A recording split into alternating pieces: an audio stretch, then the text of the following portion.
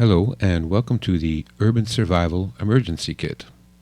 Level 1, meaning that you have enough food and equipment to last you for 3 days.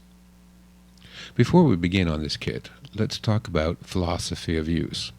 This kit is meant to supply one person with enough food, water, and supplies to last comfortably for 3 days.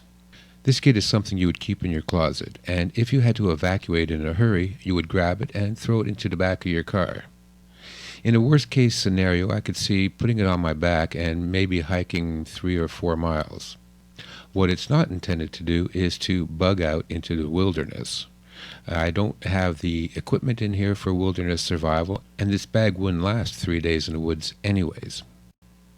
I've always been a fan of everything modular, and so with my survival kits, I break them down into 5 modular components.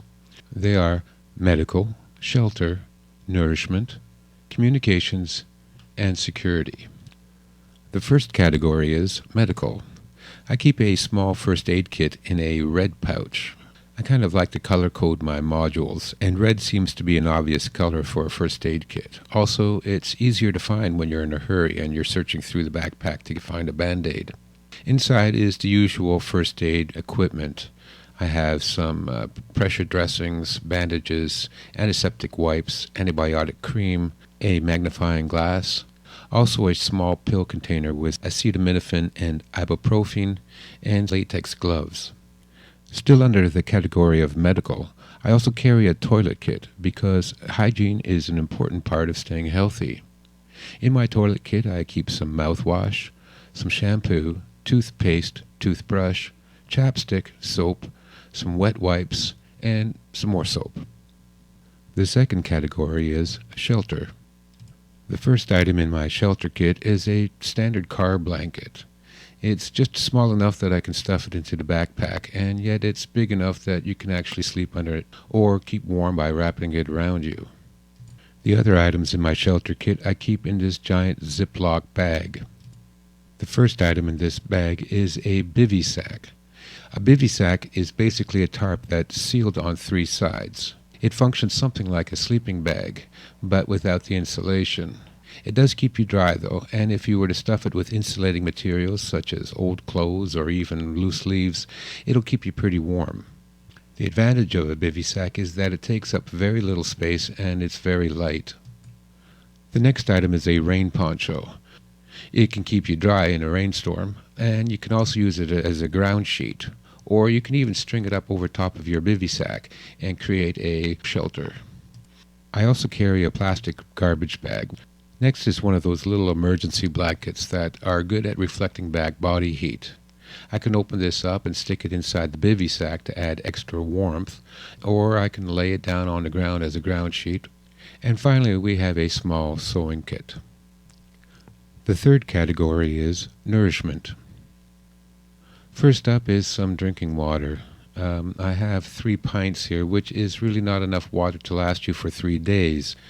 But since I live in Canada and water is pretty much plentiful everywhere, even if you have to boil it or purify it in other ways, I'm not worried about dehydrating. I also have a Brita water filter which you can fill up and suck through a straw, which is supposed to filter out most of the harmful bacteria. Personally, I wouldn't trust this if I thought the water was really infected. Your best bet is to always just boil the water. This next item is a clear plastic hose, which can come in really handy if you have to siphon gasoline.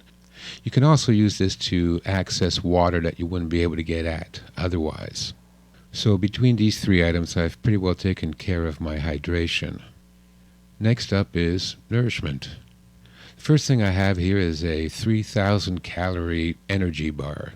It's basically just a giant block of fudge or something like that. Personally, I've never tasted it, and I don't think I ever want to taste it. But in an emergency, if you had to, you could shave off slivers of this thing and wash it down with some water.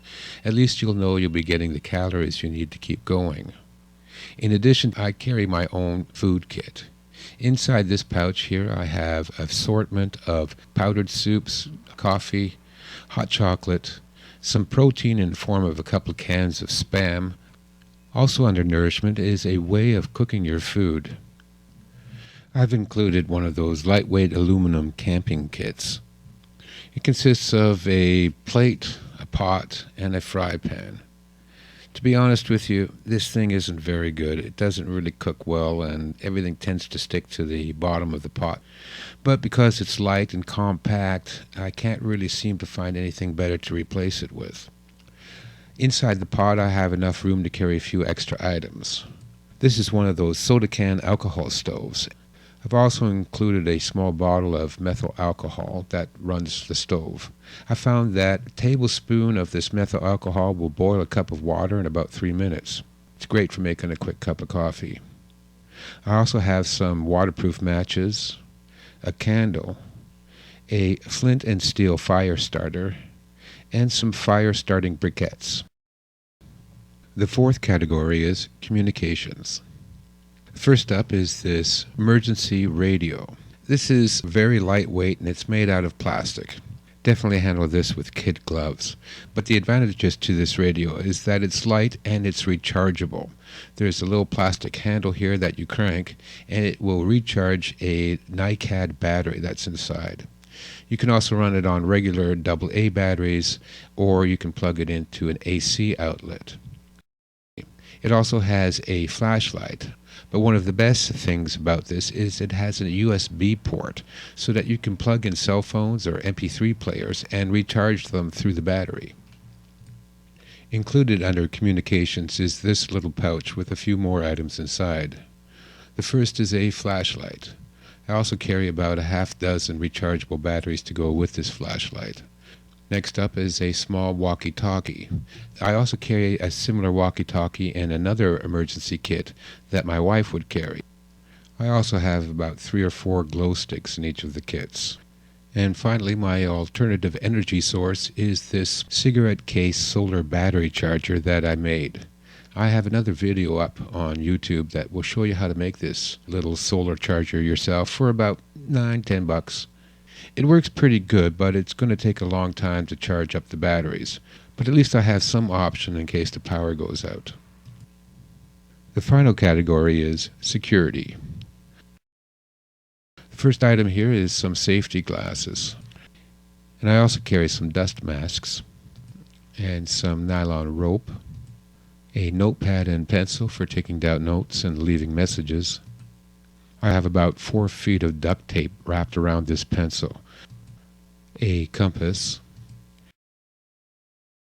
a flash drive with copies of all my important documents and medical records, and photocopies of all my identifications such as passports and credit cards. In case your home burns down or is otherwise destroyed in a disaster, you'll be able to recreate all your important documents by going into this flash drive and recovering the original serial numbers and photographs and so forth. I also carry a small monocular, which is light and portable.